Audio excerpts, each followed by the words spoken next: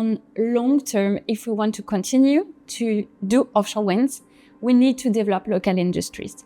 We need to make sure that we are working with them towards the future in order for them to be able to work tomorrow for another project and after tomorrow even for a competitor, but towards greener energy for France and for other countries. Welcome to Beyond Energy, an Ocean Winds original series.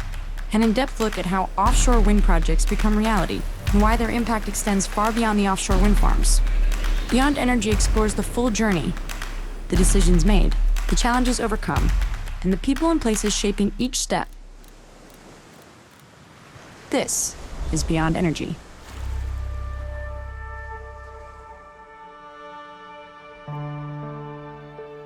Local content is really the concept of buying local, and local can be defined at different regions. There's two primary reasons why securing local content is good for us is at project level and as Ocean Winds. So the first is that we eliminate a certain amount of risk by being able to buy locally, risk of transporting equipment, internationally, and the risks that geopolitics might interfere with some of those transport routes. But I think the other, maybe more important reason is that part of our social license is establishing those links with communities and with governments, that they understand that we're looking to buy where we can from local suppliers, that we are, as a sector, bringing real socioeconomic benefit to the regions and the countries where we're operating. Offshore wind builds more than turbines. It creates jobs. It starts with plans on paper, through to construction with cranes and vessels, and ends with people keeping power flowing. Step by step, each turbine powers local jobs. For the people that are living around the wind farms, they need to know this is creating activity, this is creating jobs, and they are involved. And more we are involving them, more they will feel as part of the project as well. It's not only about us, it's about them and their activities, their jobs, and their companies.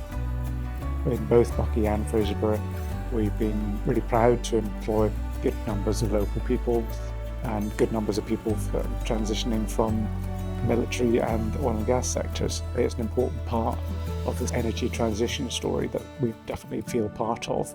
Within the project, we are dealing with a lot of different suppliers, subcontractors. My role is to make sure that within this supply chain, we are targeting a maximum of local content. So the idea is to be connected, to discuss with them in advance from the project, for them to know what will be the requirements, what will be the challenge to be working with a company like Ocean Winds. Early collaboration makes the difference.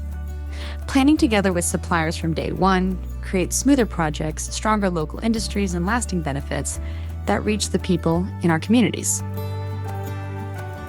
So to ensure that we've got the best possible local supply chains in place, we try and make sure that we've got really good early engagement with supply chain, where we can convey the sort of products and services that we need, but also we'll have a range of bilateral engagement where we'll try and get in as early as we can in front of potential suppliers to say, this is exactly what we need, can you make that a local offering? We're very mindful that local content goes beyond our Tier 1 contracts, and that we need to do what we can to support the Tier 1 contractors hiring UK or local suppliers wherever possible, and that will actually build into the contracts certain obligations on them to attempt to work with UK suppliers and growing that local content. Our engagement with supply chain here in Scotland and the wider UK has been long, and many good success stories out of that. So particularly for the Moray West project, we've had a really good long engagement with Balmoral Group. They've got a very strong background in oil and gas, but they could see that they could expand their offering with relatively modest adaptation of their standard product range to be able to support our sector. So Balmoral have supplied all the cable protection for the Moray West project. It was the first time in France that we have in an offshore wind farm some drones that are produced in France in a local company.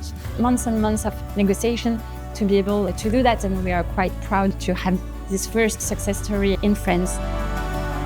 In Ocean Winds, we believe in paying forward on some of the skills development initiatives, that it's good for us in the long term to be able to support young people in particular, but all sorts of people come towards us and be ready with the right skills and the right attitudes to work in the offshore wind sector.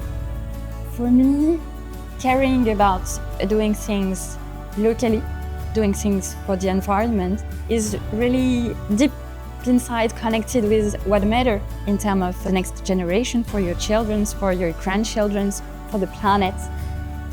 I'm quite proud that maybe in 15 years I will be able to say, hey, I worked on this project, that I was part of this change that I want to see in the world.